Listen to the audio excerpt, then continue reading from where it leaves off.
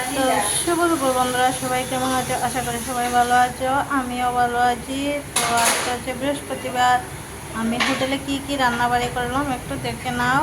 প্রথমে হচ্ছে সাদা ভাত, তারপর দেখো জাল জাল করে মটন করেছি, তারপর হচ্ছে মাছ ঝোল, তারপর হচ্ছে চিকেন, তারপরে একটা দারুণ রেসিপি। এটা একটু চাল চাল মতো করেছি, কোয়াশ ছোটো ছোটো করে কেটে আলু দিয়ে মাখা মাখা করেছি। আর এটা হচ্ছে পনির, এটা হচ্ছে অরহর ডাল।